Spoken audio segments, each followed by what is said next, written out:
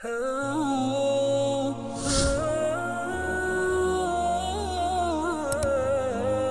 ini yang kita akan pergi kepada ahli-ahli waris yang fardu ini. Ada 5 tu sahaja. Kita nak tengok bahagian-bahagian mereka ini. Begitu kita tengok satu persatu. Okey, suami mempunyai 2 bahagian. Maknanya ada kadar bagi suami ni 2.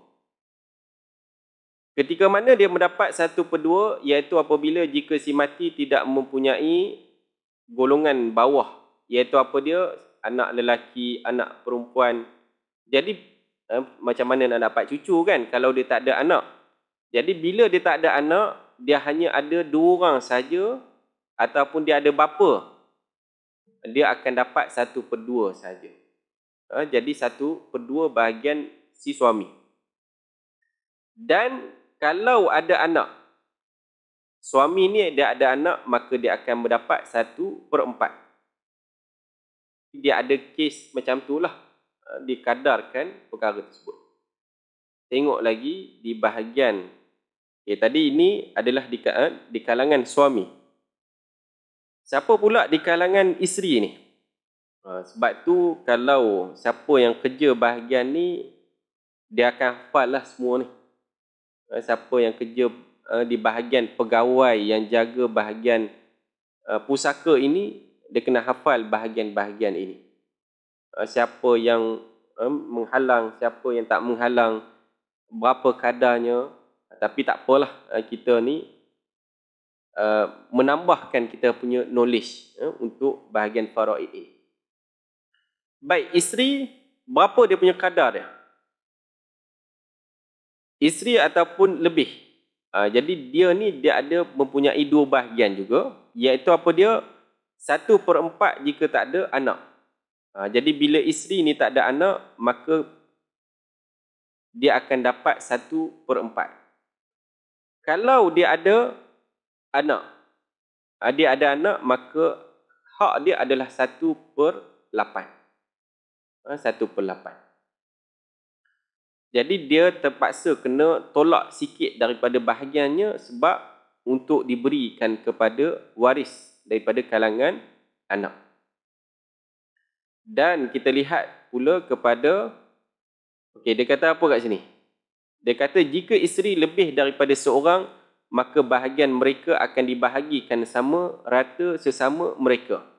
Umpamanya jika 3 orang isteri mendapat 1/8, maka setiap orang isteri akan mendapat 1/24, bukan 1/8.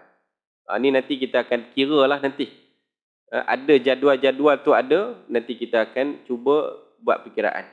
Jika seorang perempuan mempunyai anak zina, sama ada dengan suami sekarang atau lelaki lain, maka anak tersebut boleh memberi kesan kepada bahagian suami jika isteri meninggal dunia. Misalnya seorang perempuan yang mempunyai anak zina baru berkahwin dengan seorang lelaki, kemudian perempuan tersebut mati tanpa mempunyai anak dengan suami ni tadi, maka suaminya ketika itu mendapat 1/4, bukan 1/2, kerana perempuan itu mempunyai anak. Walaupun anak zina, still juga dikira sebagai hak dia, ubah daripada 1/2 kepada 1/4. 1/4. Jika seorang lelaki yang ada anak zina sama ada dengan isteri sekarang atau perempuan lain, maka anak itu tidak memberi kesan kepada bahagian isteri jika suami meninggal dunia. Ini kalau terbalik pula situasinya.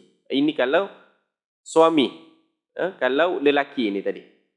Jadi kalau dia tak ada anak dengan isteri, tetapi dia ada anak daripada anak lelaki zina, si suami ataupun lelaki ini, maka mesti juga isteri itu mendapat 1/4.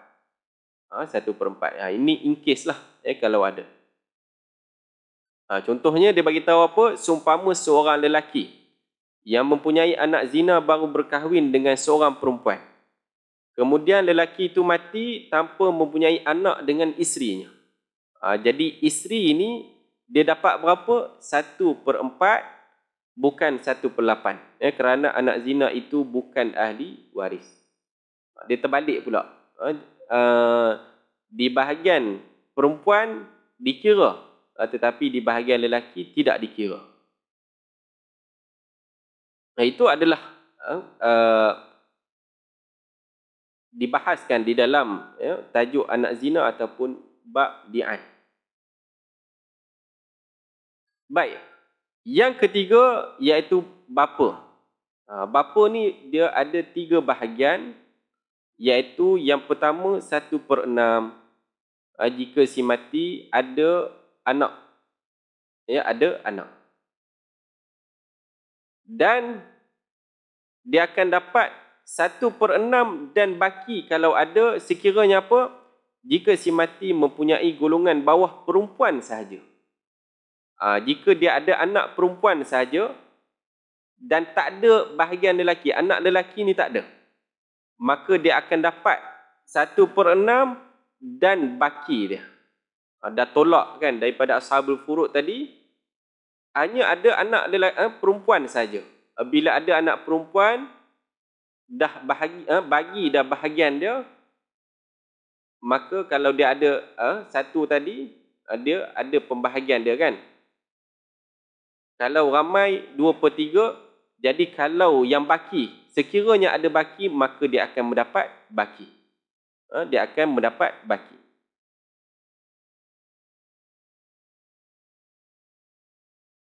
Dan asabah. Dia tak dapat 1/6 tadi, tapi boleh jadi dia dapat lebih banyak daripada 1/6 tu sekiranya apa? Jika si mati tidak mempunyai siapa-siapa pun di bawahnya. Tak ada anak daripada kalangan lelaki ataupun anak perempuan. Jadi dia dapat baki semua sekali.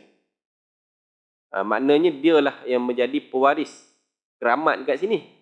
Kalau selalunya pewaris keramat ni siapa? Anak lelaki. Dia akan dapat baki, asabah. Dia dapat baki. Dia bukan dapat 1/2 tu.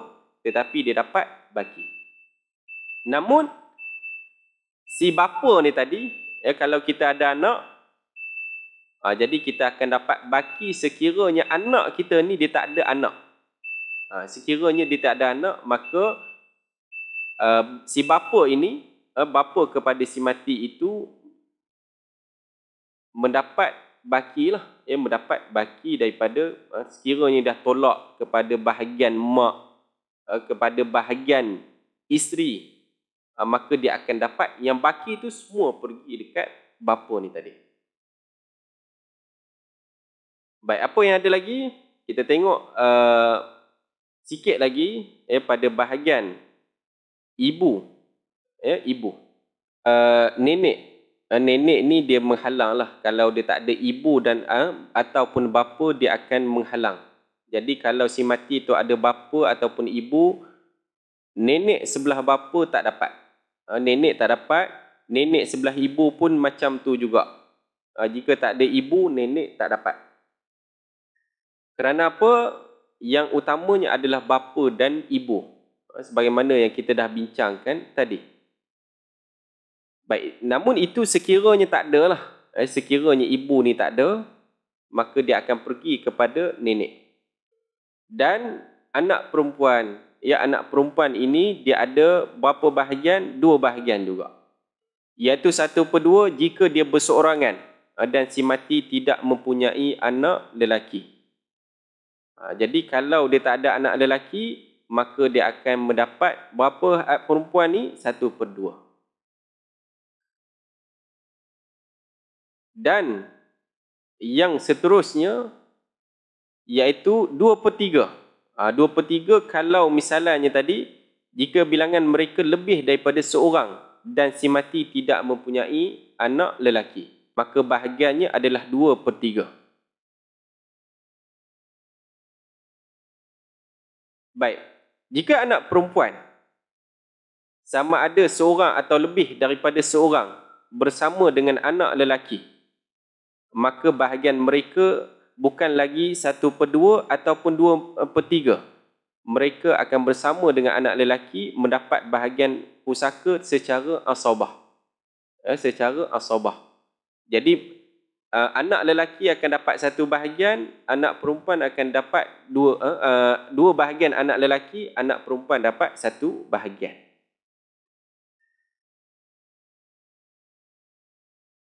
Baik, cucu perempuan daripada anak lelaki. Ni tak apalah, cucu perempuan kebiasaannya dia akan dihalang oleh anak. Dia akan halang oleh anak. Dan saudara perempuan si ibu sebapa, semua ini dia akan dapat apa kalau ashabul furud ini tak ada. Ashabul furud tak ada. Tetapi kalau ashabul furud tak ada, maka adik-beradik ni tadi akan dapatlah bahagian mereka. Adik-beradik ni akan dapat bahagian mereka. Demikian juga bahagian-bahagian, kan kita dah bincang tadi, 15 bahagian lelaki, 10 bahagian perempuan tadi, mereka semua ni ada hak. Dan itu lebih kepada 1/3, 1/2, 1/6, itulah kadar-kadar ni mengikut kes. Jadi kat sini kita dapatlah maklumat, begitulah dikira sekiranya mereka ini adanya waris-waris yang lain sekiranya wujud bersama mereka tu.